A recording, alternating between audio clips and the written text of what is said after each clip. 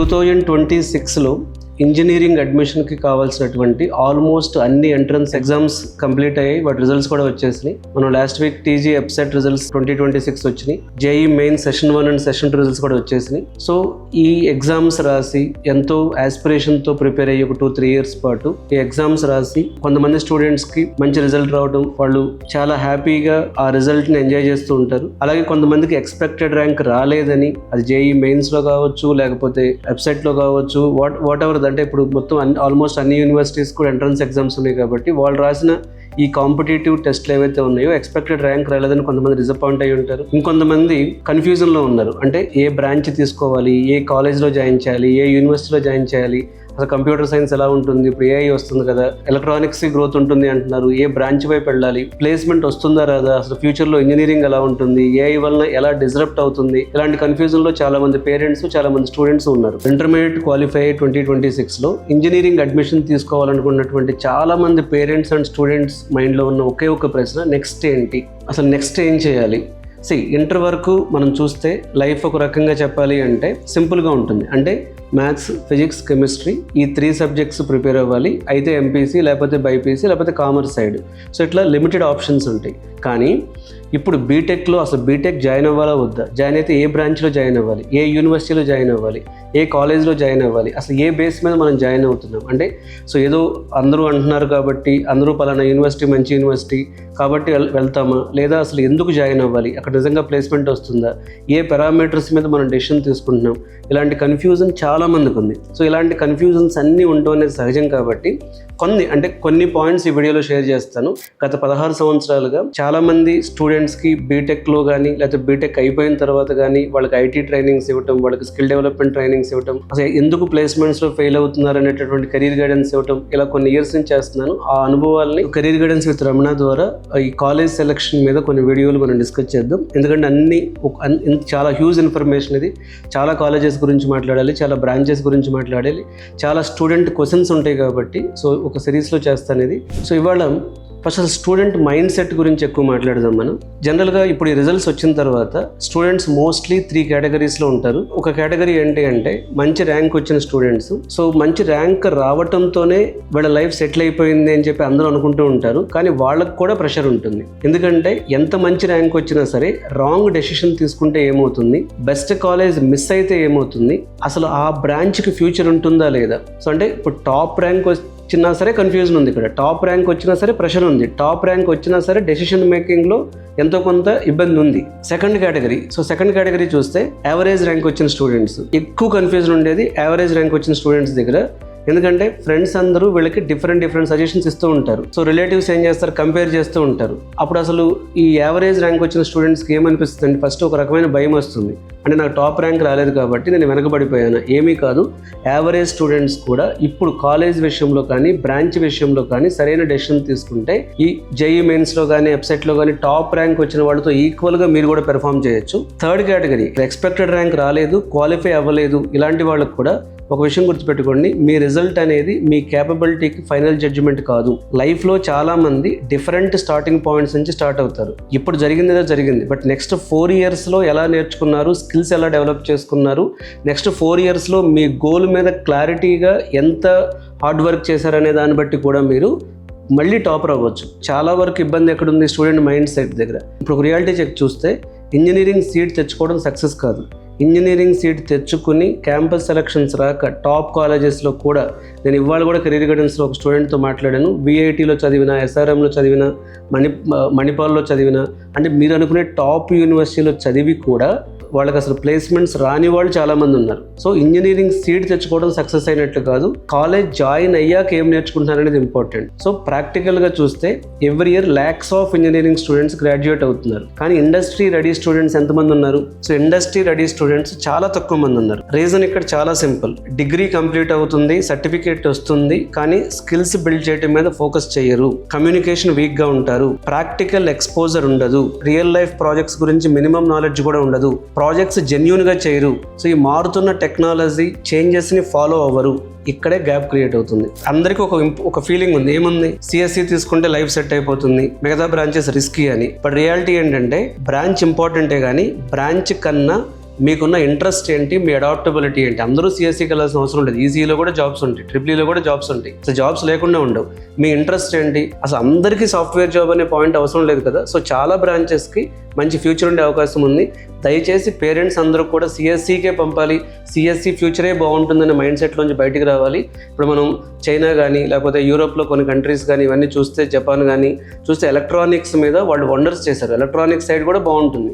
Even triple E side అంటే ఒక బ్రాంచ్ని పూర్తిగా ఇగ్నోర్ చేయడం అనేది ఇప్పుడున్న టైం కరెక్ట్ కాదు. ఒకప్పుడు అంటే ఏం చదివినా ఐటీ జాబ్కి వచ్చేసారు, బట్ ఇప్పుడు ఐటీలోనే జాబ్స్ ఎఫెక్ట్ అయ్యే ఛాన్స్ కనపడుతుంది.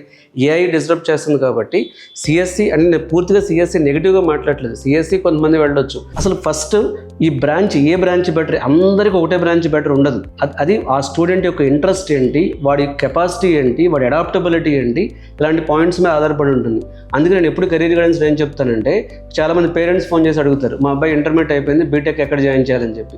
సో ఫస్ట్ మీ ఆ పిల్లలతో మాట్లాడాలి. వాళ్ళకి అసలు ఇంట్రెస్ట్ ఏముంది, వాళ్ళ మ్యాథమెటికల్ స్ట్రాంగ్ ఫౌండేషన్ ఎంత ఉంది, వీటన్నిటిని బట్టి మాత్రమే అది డిపెండ్ అయి ఉంటుంది.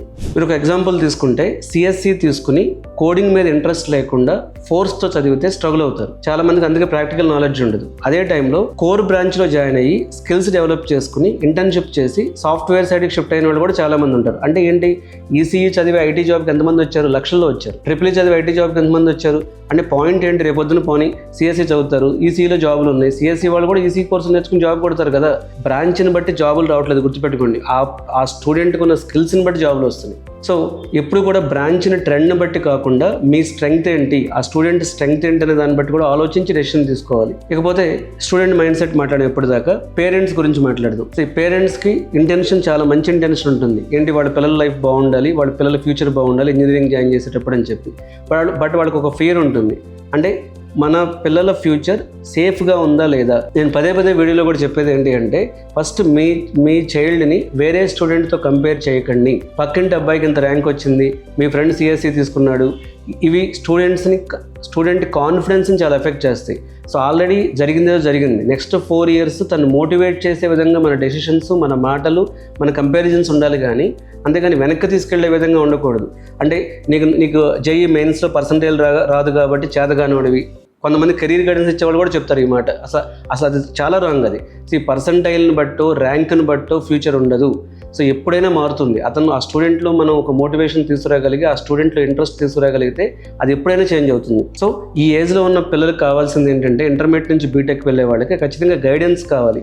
అంతేగాని కంటిన్యూస్ జడ్జిమెంట్ కాదు. కంటిన్యూస్ జడ్జిమెంట్ చేసి ర్యాంక్ రాలేదు, పర్సంటైల్ రాలేదు ఇలాంటి పేరెంట్స్ అందరూ కూడా వాళ్ళ పిల్లల్ని వాళ్ళే ఇంకా ఎఫెక్ట్ చేస్తున్నట్టు నెగిటివ్ పాయింట్ ఆఫ్ వ్యూలో. చిన్న పాజిటివ్ అండ్ కామ్ కాన్వర్జేషన్స్ కూడా వాళ్ళలో ఒక డిఫరెన్స్ని క్రియేట్ చేస్తాయి. అది చాలా పాజిటివ్ డిఫరెన్స్ని క్రియేట్ చేస్తాయి. సో ఇట్లా థింక్ చేయాలి. కానీ నీకు ర్యాంక్ రాలేదు కాబట్టి వీడు చదవడు సార్, అట్లాంటి మాటలు వేరే వాళ్ళ దగ్గర ఎప్పుడూ అనకండి. సో అక్కడి నుంచి ఎట్లా ముందుకు తీసుకెళ్లాలన్న పాయింట్ మీద ఎక్కువ ఫోకస్ చేయండి. ఇప్పుడు స్టూడెంట్స్ యాక్చువల్గా ఫోకస్ ఎక్కడ ఉండాలి అంటే, ఫస్ట్ మీరు కాలేజ్ ఇన్ఫ్రాస్ట్రక్చర్ కంటే కూడా లెర్నింగ్ ఎన్విరాన్మెంట్ ఇంపార్టెంట్. కాలేజ్లో ఇంటర్న్షిప్స్ ఉన్నాయా, ఇండస్ట్రీ ఎక్స్పోజర్ ఉందా, ల్యాబ్స్ యాక్టివ్గా చేస్తున్నారా, ప్రాజెక్ట్స్ ఎంకరేజ్ చేస్తున్నారా, కమ్యూనికేషన్స్ ఇంప్రూవ్ చేస్తున్నారా, హ్యాకథాన్స్ కండక్ట్ చేస్తున్నారా, వర్క్షాప్స్ కండక్ట్ చేస్తున్నారా, ప్లేస్మెంట్ టీమ్ యాక్టివ్గా ఉందా. సో ప్లేస్మెంట్స్ విషయంలో ప్రొడక్ట్ బేస్డ్ కంపెనీస్లో కూడా ప్లేస్మెంట్స్ వస్తున్నాయా, డైవర్సిఫైడ్ ఎన్విరాన్మెంట్ ఉందా లేదా అక్కడ. అంతేకాని ఓన్లీ టెక్నాలజీ అని చెప్పి ఓన్లీ టెక్ సైడ్ తీసుకెళ్తే రేపొద్దున టెక్ సైడ్ ఎఫెక్ట్ అయితే ఏం చేస్తారు అంటే, ఒక ఎకోసిస్టమ్, ఒక యూనివర్సిటీ అనేది ఎప్పుడు కూడా ఒక లెర్నింగ్ ఎకోసిస్టమ్ లాగా ఉండాలి, లెర్నింగ్ ప్లాట్ఫామ్ లాగా ఉండాలి. ఆ లెర్నింగ్ ప్లాట్ఫామ్ మీద మల్టిపుల్ అండ్ డిఫరెంట్ స్కిల్స్ నేర్చుకునే విధంగా వాళ్ళకి ఫోకస్ ఉండాలి. సో ఎప్పుడు కూడా బిల్డింగ్ ఇన్ఫ్రాస్ట్రక్చర్ కంటే ఆ లెర్నింగ్ ఎకోసిస్టమ్ ఎలా ఉందనే దాని మీద ఫోకస్ చేయండి. ఇప్పుడు నేను చెప్పిన పాయింట్స్ ఉంటే డెఫినెట్గా మీరు వెళ్ళి ఒకసారి ఆ కాలేజ్లో ఉన్న పిల్లల్ని అడిగితే సరిపోతుంది. సెకండ్ పాయింట్, ఫస్ట్ ఇయర్ నుంచి స్కిల్స్ బిల్డ్ చేయడం స్టార్ట్ చేస్తున్నారా లేదా. ఓన్లీ ఎగ్జామ్ పాస్ అవడం కాదు. కమ్యూనికేషన్ కానీ, ఏఐ టూల్స్ కానీ, ప్రాబ్లమ్ సాల్వింగ్ కానీ, నెట్వర్కింగ్ కానీ, ఇంటర్న్షిప్స్ కానీ, ప్రాక్టికల్ ప్రాజెక్ట్స్ కానీ, ఇవన్నీ ఫ్యూచర్లో చాలా యూజ్ అవుతాయి. సో అవి సపోర్ట్ చేసే విధంగా కాలేజ్లో లెర్నింగ్ ఎన్విరాన్మెంట్ ఉందా లేదా. Third important point, social media comparison అనేది తగ్గించండి. ఎవరు ఏ కాలేజ్లో జాయిన్ అయ్యారనేది చూసి టెన్షన్ పడకండి. 4 years తర్వాత డిఫరెన్స్ క్రియేట్ చేసేది మీ కన్సిస్టెంట్ పెర్ఫార్మెన్స్. అంతేగాని వాడు ఎక్కడో కాలేజ్లో జాయిన్ అవ్వగానే ఏం అంతమైపోదు. పెద్ద పెద్ద కాలేజీలో జాయిన్ అయ్యి కూడా ప్లేస్మెంట్స్ రాని వాళ్ళు ఉన్నారు. చిన్న చిన్న కాలేజీలో జాయిన్ అయ్యి కూడా ప్లేస్మెంట్స్ కొట్టిన వాళ్ళు, లైఫ్లో చాలా ఎక్కువ సక్సెస్ అయిన వాళ్ళు, చిన్న చిన్న కాలేజీల్లో చదివి స్టార్టప్ కంపెనీస్ పెట్టి అవి పెద్ద పెద్ద కంపెనీస్గా చాలా స్కేల్ చేసినటువంటి ఎంటర్ప్రెన్యూర్స్ కూడా ఉన్నారు. కాబట్టి సో ఫస్ట్ మీరు మీ ఫ్రెండ్ ఎక్కడో కాలేజ్లో జాయిన్ అవ్వగానే మీ పేరెంట్స్ మీద ప్రెషర్ పెట్టేసి ఆ కాలేజ్ మిస్ అయితే లైఫ్ మిస్ అయిపోయినటువంటి ఎన్విరాన్మెంట్ అసలు క్రియేట్ చేయొద్దు. అలాగే ఇంకొక ఇంపార్టెంట్ పాయింట్ చెప్తాను నేను. ఎస్పెషల్లీ ఇప్పుడు అన్ని రిజల్ట్స్ వచ్చేసినాయి కాబట్టి ఈ వీక్లో చాలామంది కాలేజ్ ఏజెంట్స్ కానీ లేకపోతే యూనివర్సిటీస్ కానీ కాలేజెస్ నుంచి కానీ సో ఈ అడ్మిషన్ కన్సల్టెంట్స్ నుంచి కానీ కాల్స్ వచ్చి సీట్స్ అయిపోతున్నాయి, అప్లికేషన్ ఫిల్ చేయాలి, లేకపోతే ఒక అర్జెన్సీ క్రియేట్ చేస్తారు మీతో. ఒకటి చూడండి, సీట్స్ ఫిల్ అవుతున్నాయి, ఇదే లాస్ట్ ఛాన్సు, మీ ర్యాంక్కి ఇది బెస్ట్ ఆప్షన్ అంటే ఒక ప్రెషర్లో మిమ్మల్ని పెట్టి క్విక్గా డెసిషన్ తీసుకునేలాగా చేస్తారు. ఒక వీక్ కూడా టైం లేకుండా ఫాస్ట్గా డెసిషన్ తీసేసుకుని ఒక లైఫ్ని ఎఫెక్ట్ చేసే విధంగా మీరు ఖచ్చితంగా డెసిషన్స్ తీసుకోకూడదు. ప్రాపర్గా రీసెర్చ్ చేయండి. సో ట్రస్టెడ్ పీపుల్తో డిస్కస్ చేసి డిసైడ్ చేసుకోండి. కానీ చాలా చిన్న పాయింట్ లాగా అనిపించవచ్చు, కానీ ఇది కంగారుగా, ప్రెషర్గా, ఫాస్ట్గా ఏదో మిస్ అయిపోతున్నాం అని చెప్పి డెసిషన్ తీసుకోకుండా ఇది ఒక లైఫ్ టర్నింగ్ పాయింట్ కాబట్టి ప్రాపర్గా రీసెర్చ్ చేసి మీ సర్కిల్లో ఉన్న ట్రస్టెడ్ పీపుల్తో మాట్లాడి డెసిషన్ తీసుకోండి. అలాగే ఫ్యూచర్ ఇండస్ట్రీస్ మనం కరెక్ట్గా గమనిస్తే చాలా ఆపర్చునిటీస్ క్రియేట్ అవుతున్నాయి. హైదరాబాద్లో రైట్ నౌ మీరు చూస్తే గూగుల్, మైక్రోసాఫ్ట్, జేబీ మోర్గాన్ ఇలాంటి కంపెనీస్ ఇండియాలో జీసీసీ సెంటర్స్ని ఓపెన్ చేస్తున్నాయి. అంటే గ్లోబల్ క్యాపబిలిటీ సెంటర్స్, అంటే ఇండియాలో వర్క్ చేసి వరల్డ్కి డెలివర్ చేయటం. ఈ సెంటర్స్లో వర్క్ చేసే వాళ్ళకి ఏం కావాలి అంటే good communication, problem solving, domain knowledge, అలాగంటే ఫైనాన్స్ కానీ, హెల్త్ కేర్ కానీ, డేటా సైడ్ కానీ domain knowledge, software skills and AI skills. ఇప్పుడు ఈ గ్లోబల్ క్యాపబిలిటీ సెంటర్స్ జీసీసీలో వర్క్ చేయాలి అంటే జస్ట్ సిఎస్సి డిగ్రీ కాదు, కేపబుల్ పీపుల్ కావాలి. అంటే జనరల్గా చూస్తే తెలుగు స్టూడెంట్స్కి చాలా mathematical, logical and technical knowledge ఉంటుంది, మనకి ఎక్కువ స్కోప్ ఉంటుంది. ఇంకా చూస్తే ఈవీ కారిడార్ వస్తున్నాయి, సెమీ కండక్టర్ పాలసీస్ వస్తున్నాయి, అట్లాగే డేటా సెంటర్స్ వస్తున్నాయి. కోర్ ఇంజనీరింగ్కి డిమాండ్ తగ్గుద్ది అనుకునేది కూడా రాంగ్ అండి. ఎందుకంటే కోర్ ఇంజనీరింగ్ ఫ్యూచర్ నా ప్రకారం అయితే ఖచ్చితంగా హార్డ్వేర్ సైడ్, ఇన్ఫ్రాస్ట్రక్చర్ సైడ్ ఎక్కువ ఉంటుంది. కాబట్టి సో మీరు కోర్ ఇంజనీరింగ్కి అయినా వెళ్ళండి, లేకపోతే సిఎస్సి సైడ్ అయినా వెళ్ళండి. కరెక్ట్ స్కిల్స్ ఉంటే మీరు ఏ ఫీల్డ్లో అయినా సరే ఖచ్చితంగా సక్సెస్ అవుతారు. ఫైనల్గా మీకు వచ్చిన రిజల్ట్ని చూసి ఒకవేళ యావరేజ్ రిజల్ట్ వచ్చున్నా లేకపోతే మీరు క్వాలిఫై అవ్వకపోయినా పొరపాటును కూడా మీరు డిమోటివేట్ అవ్వకండి. మళ్ళీ మీకు ఇప్పుడు చాలా మంచి ఆపర్చునిటీ ఉంది 4 years.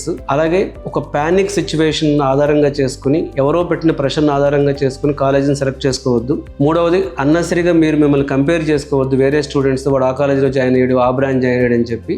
సో స్కిల్స్ మీద ఫోకస్ చేయండి. ప్రతి స్టూడెంట్కి అతని యొక్క టాలెంట్ని బట్టి, అతని యొక్క లెర్నింగ్ మైండ్ సెట్ని బట్టి, అతని ప్యాషన్ని బట్టి, అతని అడాప్టబిలిటీని బట్టి బ్రాంచ్ మారుతుంది, కాలేజ్ మారుతుంది.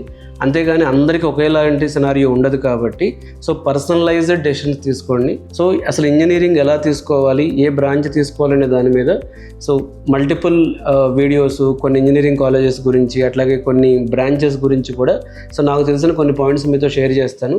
మీలో ఎవరికైనా, పేరెంట్స్కైనా, స్టూడెంట్స్కైనా అసలు ఏ కాలేజ్ సెలెక్ట్ చేసుకోవాలి, ఏ బ్రాంచ్ సెలెక్ట్ చేసుకోవాలి ఇలాంటి కన్ఫ్యూజన్ ఉంటే సో పర్సనలైజ్డ్గా మీరు కెరీర్ గైడెన్స్ తీసుకోవచ్చు. సో మీరు ఈ వీడియోలో ఇచ్చిన నెంబర్ కాల్ చేసి అపాయింట్మెంట్ తీసుకుని మీరు ఆన్లైన్లో డిస్కస్ చేయొచ్చు. కూడా హైదరాబాద్ రాలేకపోతే ఆఫ్లైన్లో కూడా డిస్కస్ చేయొచ్చు. Thank you.